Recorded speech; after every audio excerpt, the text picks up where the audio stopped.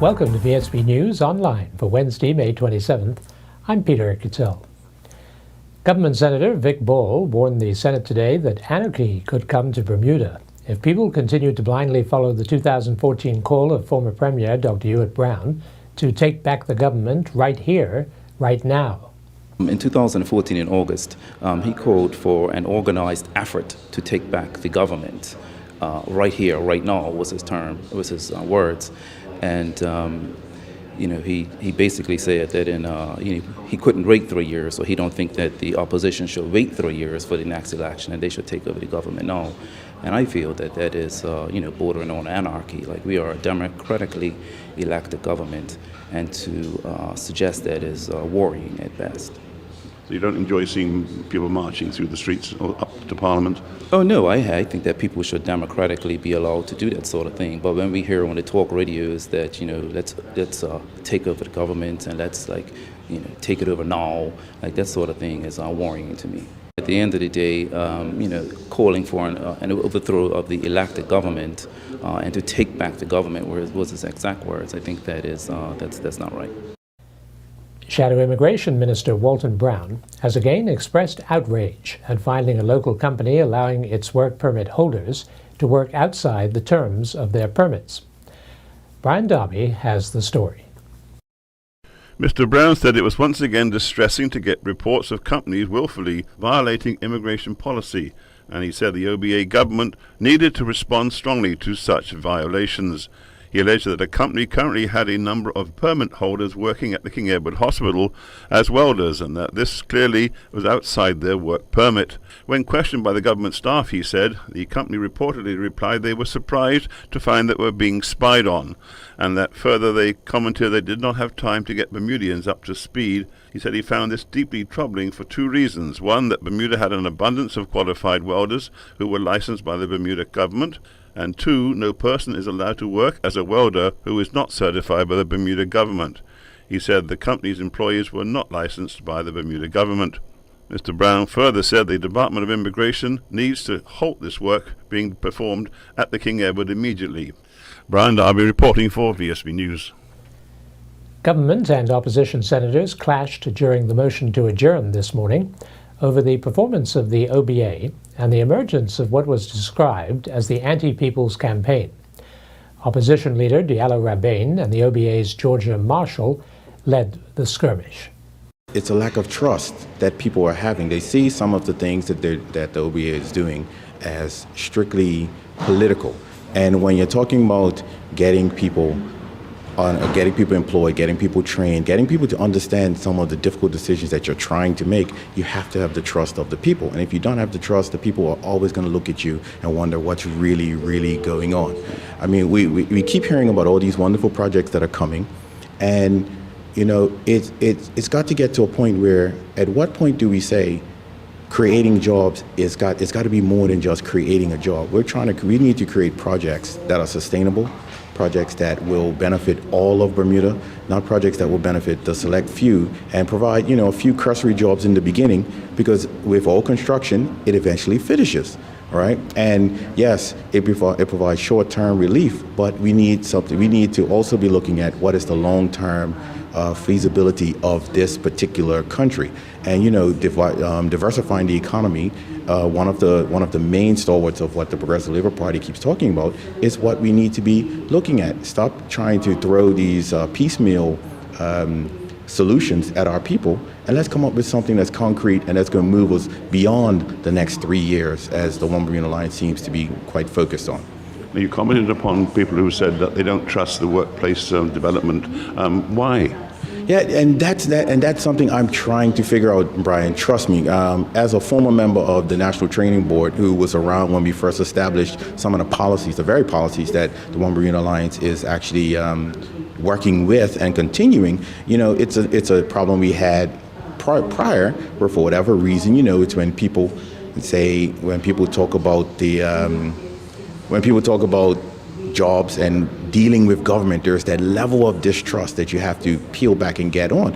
I was here on the 25th of March, and what I saw happen on that particular day showed a complete lack of concern for upholding our institutions, and it bordered on contempt. And I might add that sitting around the table, what I saw when I turned around wasn't only the, quote, People's Campaign, which I termed today the Anti-People's Campaign, but what I saw was 5 parliamentarians leading that charge. And I also saw that when the president of this chambers asked for assistance from them, they looked at her blankly and did nothing. That to me shows a lack of respect for the president, lack of respect for this institution, and for our democracy as a whole. It's just not right. It's just not right. Of course, we all have the right to voice our opposition in a constructive, respectful fashion. But you thought the People's Campaign should not have been involved in that 1.5-hour broadcast the other day. What I indicated was that particular broadcast did not make it significantly clear enough for the viewing public that that was not a journalistic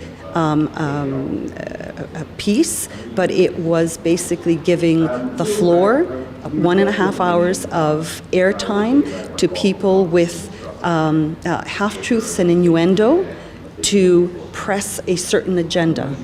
If there were concerns, I would have expected that those documents would first have been given to the minister and to allow the minister to speak to them, rather than, and what I heard was, well, we didn't go to the minister because we were concerned that we weren't going to get a straight answer. But I suggest to you that that is a contrary to our traditions in this country. The Somerset Economic Empowerment Zone has launched an initiative to turn Mangrove Bay Beach into a vibrant waterside park in which locals and visitors can enjoy themselves. To that end, a meeting will be held on Monday, June the 1st at the Sands Middle School at 6 p.m. to view designs and exchange ideas. Key partners in the Mangrove Bay Development Project are Cambridge Beaches Resort, the Sands Parish Council, the Bermuda Tourism Authority, and the Departments of Planning, Public Lands and Buildings, Highways and Parks. William Spriggs, Economic Development Officer for the Bermuda Economic Development Corporation, says he envisages at least a dozen new seasonal businesses could be established at the beach. But first, the eroding foreshore, lack of access and egress, abandoned punts and bad road drainage issues will have to be tackled. And we'll be back with more news right after this. In an effort to make Bermuda's roads safer, and in partnership with Bermuda Police Service and the Bermuda Road Safety Council, Defence Broadcasting is launching a safe driving campaign. Complete with thumb bands, come into Defence Broadcasting and 94 Reed Street and make the commitment to drive safer and slower for yourself. Your voice could be featured on the radio. Get yourself a thumb band as a reminder of your commitment to drive safer and with fewer distractions. While you're at it, why not get one for someone in your life who also needs a reminder that our roads do not discriminate. They can take anyone's life. Let's drive safe, Bermuda, and arrive alive. Peace and love. Safe journeys. The Bermuda government has sufficient blank passports in its possession to put off for perhaps a year, having to join other overseas dependent territories in handing over their issuing authority to the United Kingdom. Even so, Minister of Home Affairs, Senator Michael Fay, is advising Bermudians to be prepared. At the moment, we do everything here in Bermuda. You recall I advised people that over time this work would be done in the United Kingdom through the UK Passport Office. And that's coming now. We're in phase 1. We're going to use up the existing stock of passports in Bermuda. And by the middle of next year, you will see that these things will be done in the United Kingdom. We'll collect information and courier it and then electronically send it when we have that available. But that will of course mean that next year turnaround times will go from 8 working days to 20 working days. So obviously you want to have a proper time in advance to know when your passport is expiring and make sure that it gets renewed. But the costs are going to change too? Yeah, costs will have to go up. At this stage I'm not sure how much higher. Not significantly, but enough to make sure that we're not losing money on this business.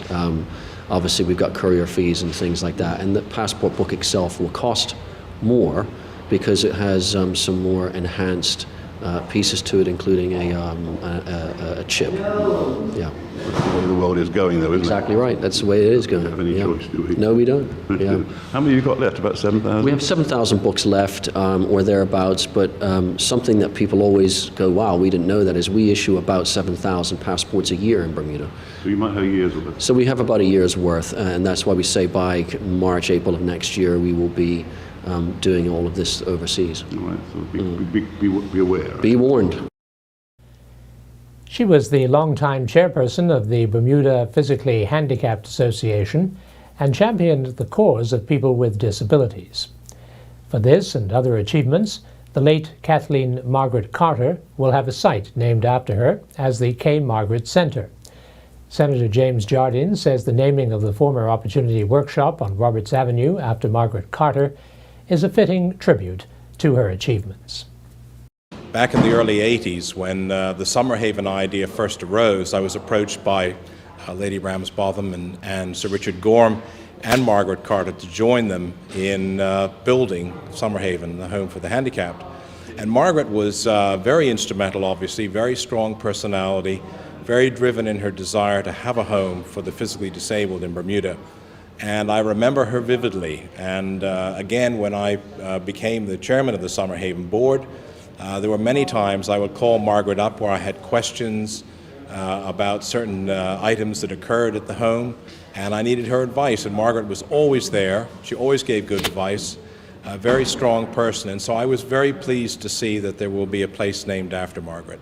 Perfect example of how one person can do something. Absolutely. Margaret was a very driven person all through her life. And because she herself had physical disabilities, she was able to draw from those experiences to help us in designing the home and dealing with the many issues that arose. Meetings for entrepreneurs with an eye on the America's Cup are being held across the island by the Bermuda Economic Development Corporation, and $4 million worth of financial guarantees have been put aside to assist interested businesses. Government leader in the Senate, Michael Fay, told the Senate today what was envisioned. We have made a real effort to ensure that Bermudians are aware of the opportunities that they can get through the America's Cup. You hear the thing, oh, this is only going to be for a certain sector of the population. That's simply not true. As the America's Cup comes closer and closer, there's obviously opportunities that arise from the series that's going to happen in this year all the way to the finals in 2017.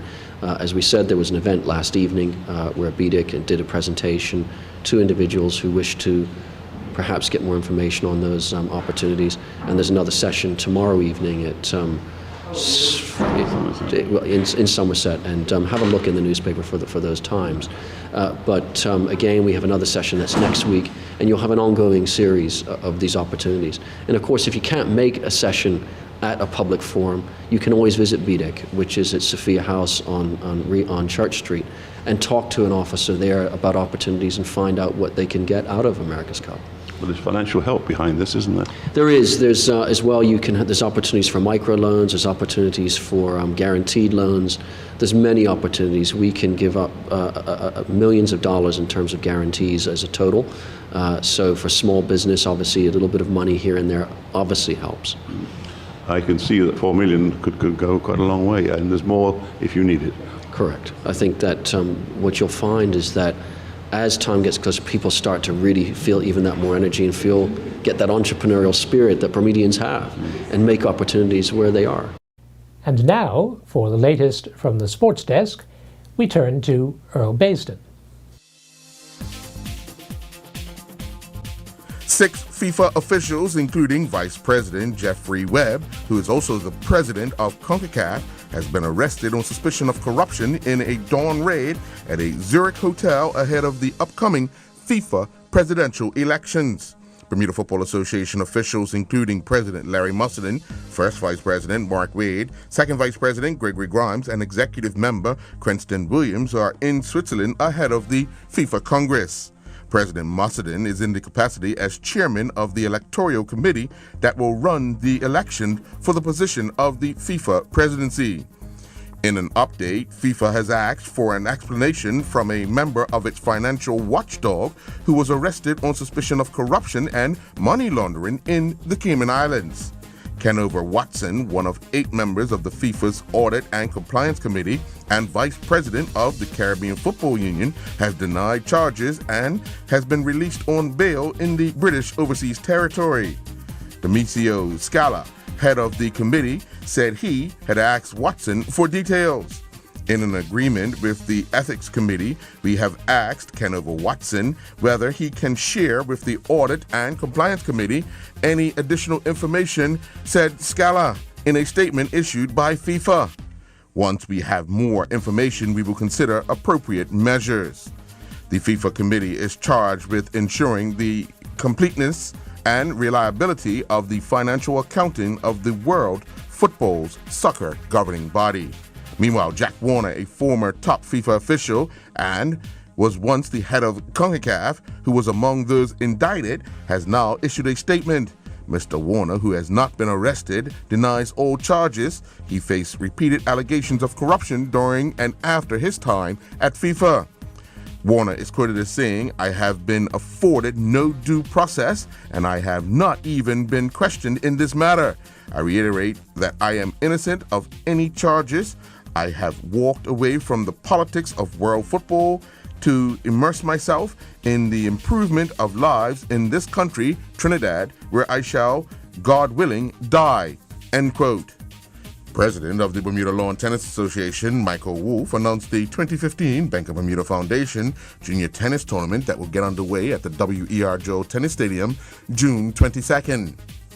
This is the 12th year of this tournament, and we are quite pleased that our principal partner is supporting us. We also like to say that we're expecting a very good turnout this year. Our numbers are looking as good or even better to what we had last year. At this time, I'd just like to say thank you to our principal partner for his continued sponsorship. I'd also like to thank our ITF committee, who have been working tirelessly at putting this together for several months now. Here, here. I'd also at this point like to hand it off to David Lang for a few words.